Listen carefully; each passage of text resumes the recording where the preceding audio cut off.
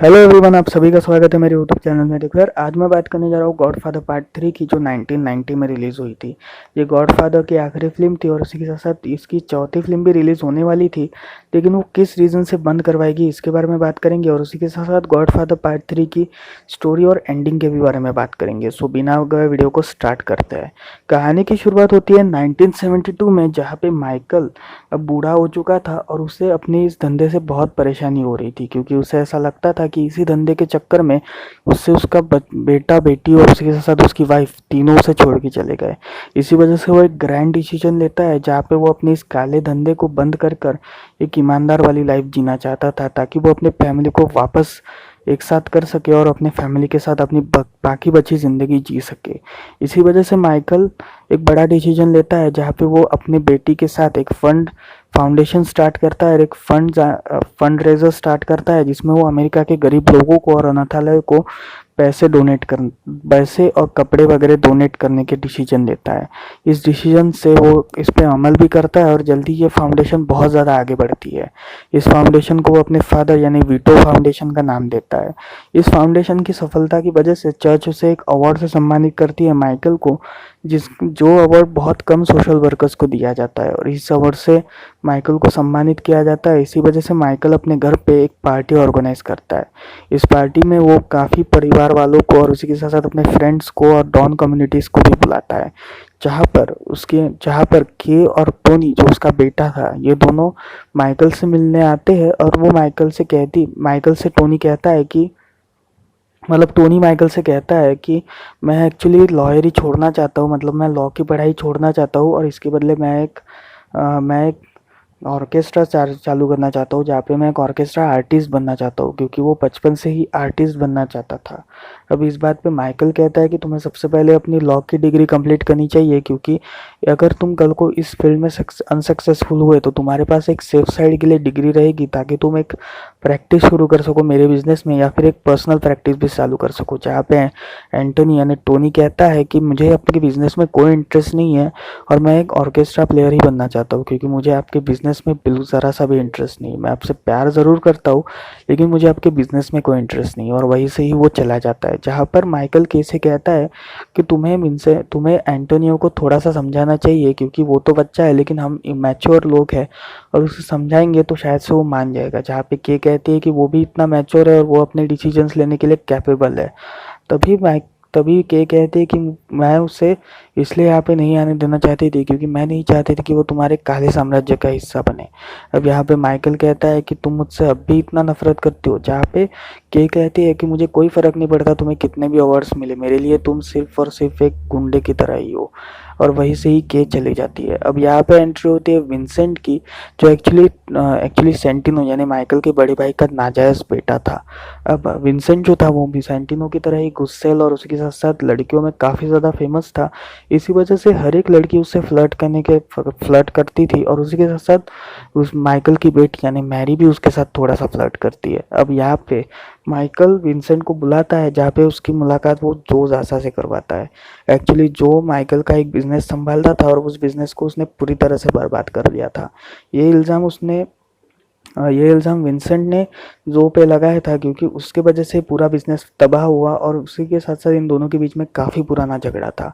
इस झगड़े को माइकल सुलझाना चाहता था। इसी वजह से विंसेंट और जो को वो एक दूसरे से गले मिलवाता है और सुलह करने की कोशिश करता है, जहाँ पे जो विंसेंट के कान में कहता है कि माइकल एक कमीना इंसान है। और इस बात को सुनते ही विंसेंट काफ़ी ज़्यादा नाराज़ होता है और जो के कान काटता है, जहाँ पे माइकल उसे थोड़ा पीछे करता है और उसके बाद जो से माफ़ी मांग के उसे वहाँ से निकाल देता है। और तभी विंसेंट से कहता है कि तुम थोड़े टाइम के लिए अब मेरे साथ ही काम करोगे, क्योंकि मैं नहीं चाहता कि तुम इतना गुस्सेल में काम करते रहो। इसी वजह से अगर तुम्हें मेरे साथ काम करना है तो अपने गुस्से में थोड़ा सा शांति रखनी पड़ेगी। इसी वजह से माइकल विंसेंट को अपने साथ रखता है, और यही विंसेंट चाहता था कि वो माइकल के लिए काम करे। अब शाम को विंसेंट एक अपनी गर्लफ्रेंड के साथ क्लोजली था, तभी उसे भनक लगती है कि कुछ दो आदमी उसे मारने के लिए आए हैं। इसी वजह से वो अपनी गर्लफ्रेंड से कहता है कि मैं पानी पी के आता हूँ। पानी पीने के बाद जब विंसेंट वहाँ पे आता है, तब उसे पता चलता है कि उसकी गर्लफ्रेंड को दो लोगों ने पकड़ लिया है, जिसमें से एक इंसान को विंसेंट कैसे तो भी करके चालाकी से अपने हत्थे चढ़वा लेता है और उसे मारने वाला होता है, और वो कहता है कि उस लड़की को छोड़ दो वरना मैं तुम्हारे इस साथी को मार दूंगा, जहाँ पर वो दूसरा साथी काफ़ी ज़्यादा डर जाता है। अब यहाँ पे विंसेंट उस पहले साथी को मारता है, जहाँ पे उस दूसरे साथी की पकड़ थोड़ी छूटती है और वो अपनी गर्लफ्रेंड को भगाता है और उस बंदे पे हमला ही करने वाला होता है। तब तक वो उससे पूछता है कि तुम्हें किसने भेजा, जहाँ पे वो दूसरा आदमी कहता है कि हमें जो जासा सर ने भेजा है, और तब वो उस दूसरे आदमी का भी कत्ल करता है। ये बात वो माइकल को सुबह ही बताता है, जहाँ पे माइकल कहता है कि तुम्हें थोड़ी सी शांति रखनी चाहिए, क्योंकि अगर अब ये मैटर खुला तो भी मेरे लिए काफ़ी ज़्यादा गड़बड़ी होगी। एक्चुअली माइकल जो था वो अपने जितने भी स्टॉक्स थे इन काला बाजारों के या फिर अपने काले धंधे के जितने भी स्टॉक्स थे, वो सारे शेयर्स वो बड़े बड़े टेक्निकल कंपनीज में, जो एक्चुअली उस वक्त के अमेरिका के सबसे फेमस टेक्निकल कंपनीज थे, उनमें डोनेट करना चाहता था, क्योंकि वो चाहता था कि अगर ये सारे शेयर्स इन कंपनीज में डोनेट हुए तो शायद से मेरा पूरा धंधा वाइट हो जाएगा। जहाँ पे कुछ कंपनीज इस बात को एक्सेप्ट करती है ड्यू टू चर्च, और कुछ कंपनीज इसे डिक्लाइन करती है क्योंकि उन्हें ऐसा लगता है कि अगर काले धंधे का शेयर्स हमारे कंपनी में आए तो शायद से ये हमारी कंपनी के लिए सबसे बड़ा लॉस डिसीजन हो सकता है।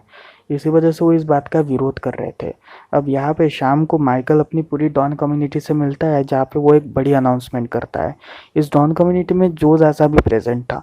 अब वो ये अनाउंसमेंट करता है कि वो अपने इस काले धंधे को हमेशा के लिए बंद करने वाला है, और जितने शेयर्स उसकी काले धंधे की कंपनी में लगे थे उन सारे शेयर्स को वो उन सारे डॉन्स को वापस करेगा, और ज़्यादा दामों में वापस करेगा, जिसमें वो हर एक डॉन को ये शेयर्स के दाम वापस करता है, और लेकिन जो को वो इसके दाम वापस नहीं करता।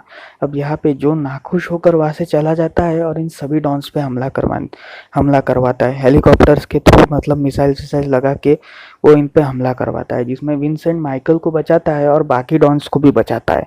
लेकिन जो बचे कुचे डॉन्स थे वो सारे मर जाते हैं। अब इस हादसे के बाद विंसेंट उसे अपने घर पे लेकर आता है, जहाँ पे माइकल विंसेंट को थैंक यू बोलता है कि उसने उसकी जान बचाई।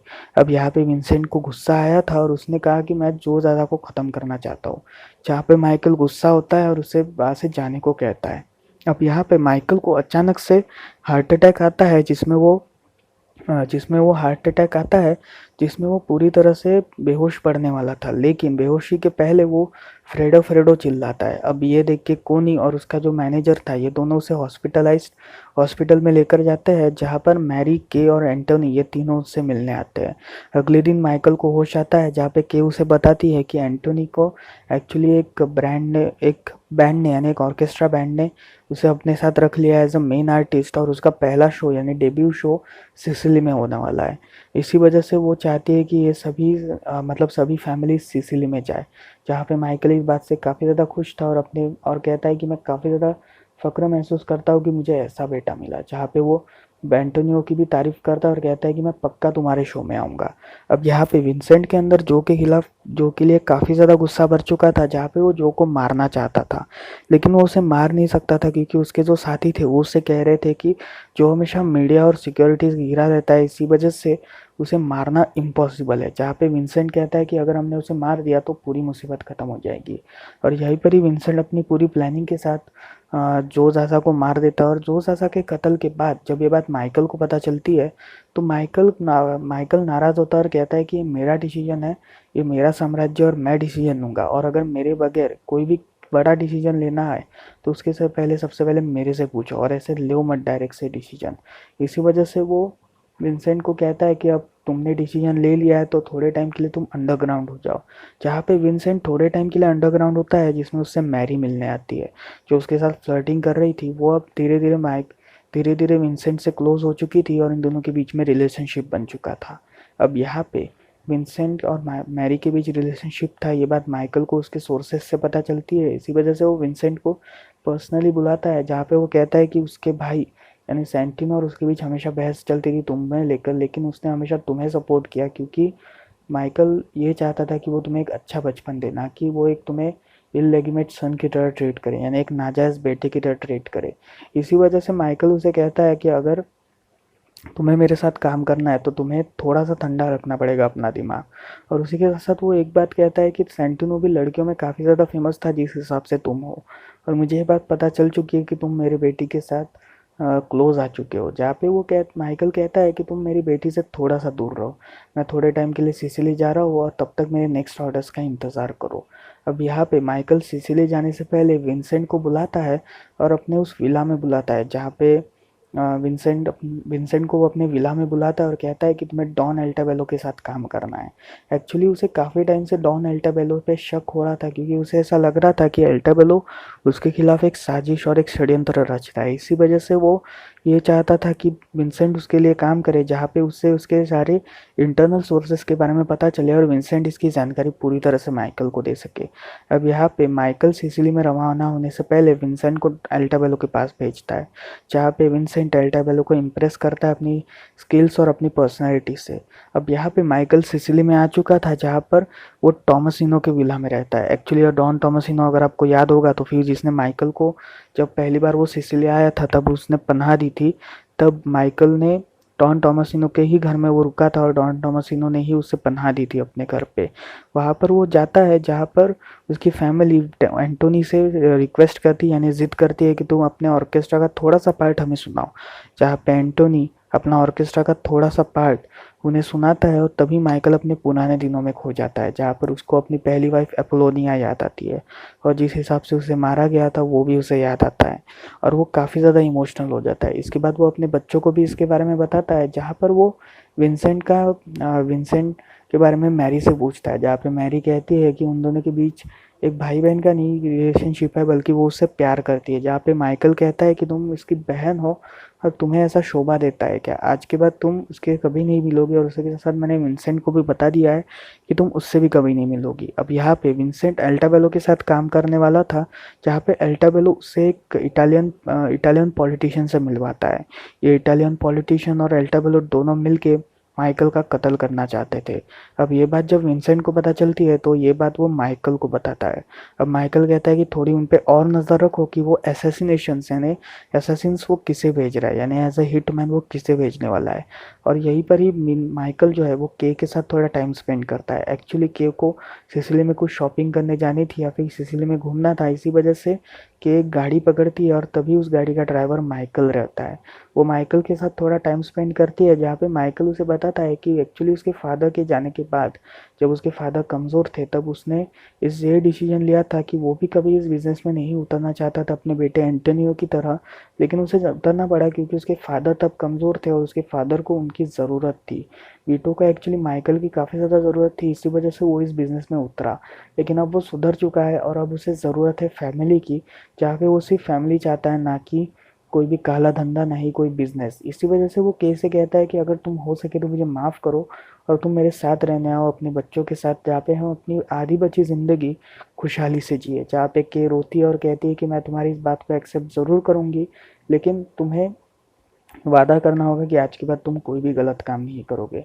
यहाँ पे माइकल इसमें हामी भरता है। अब यहाँ पे एल्टाबेलो उस इटालियन पॉलिटिशियन के साथ मिल के माइकल के खिलाफ हमला करने का डिसीजन लेता है और वो एक हमलावर भेजता है उसी ऑर्केस्ट्रा कैंप में, जिस ऑर्केस्ट्रा में आज एंटोनियो का शो होने वाला था। उसके पहले माइकल विंसेंट को बुलाता है और उसे नया गॉडफादर घोषित करता है। एक्चुअली माइकल को इस पूरे धंधे से निकलना था, इसी वजह से माइकल विंसेंट को बुलाता है और कहता है कि मैं एक ही शर्त पे अपनी पूरी प्रॉपर्टी तुम्हारे नाम करूंगा, जब तुम मेरी बेटी से पूरे रिलेशनशिप तोड़ दोगे। जहाँ पे विंसेंट इस बात को एक्सेप्ट करता है और माइकल उसे अगला गॉडफादर बना देता है। गॉडफादर बनने के बाद विंसेंट माइकल की सिक्योरिटी डबल कर देता है, जहाँ पे वो असैसिन को भेजता है, जी जहाँ पर वो अपने हिटमैन्स भेजता है उस असैसिन को पकड़ने के लिए, उस हिटमैन को पकड़ने के लिए जो डॉन एल्टाबेलो ने भेजे थे। अब यहाँ पे ऑर्केस्ट्रा की शान थी, जहाँ पर पूरा परिवार वहाँ पे आया था और उसी के साथ साथ माइकल के और उसकी बेटी मैरी भी आई थी। जहाँ पे मैरी विंसेंट से मिलना चाहती थी, लेकिन वो विंसेंट से मिल नहीं पा रही थी। विंसेंट उसे हमेशा हर बार इग्नोर कर रहा था। अब यहाँ पे विंसेंट को ये बात उसके आदमियों से पता चलती है कि डॉन एल्टाबेलो ने अपना एक आदमी भेज दिया है और वो इसी क्राउड के बीच में, और उस आदमी की वो फोटो भी दिखा देते हैं। अब यहाँ पे विंसेंट को उस आदमी को खोज के उसे मारना था। अब डॉन एल्टाबेलो के ड्रिंक में विंसेंट का पॉइजन मिला देता है और उसे पिलवाता है। इस पॉइजन से एल्टाबेलो की डेथ हो जाती है और इस डेथ के बाद वो असैसिन होशियार हो जाता है कि उसकी भी डेथ होने वाली है। इसी वजह से वो माइकल को जल्दी से हमला करना चाहता था। अब यहाँ पे माइकल के बेटे एंटोनियो का शो खत्म होता है, जहाँ पर ये सभी लोग बाहर निकलते हैं और तभी मैरी विंसेंट के बारे में माइकल से पूछती है, जहाँ पर वो असैसिन अचानक से आता है और माइकल पे शूट करने ही वाला था कि तब तक वो गोली तब तक विंसेंट उसे धकेलता है और वो गोली मैरी के सीने में लगती है और विंसेंट उस असैसिन को मार डालता है, उस हिटमैन को मार डालता है। लेकिन मैरी की लाश वहाँ पे पड़ी हुई थी और उसे देख के पूरा परिवार रोता है।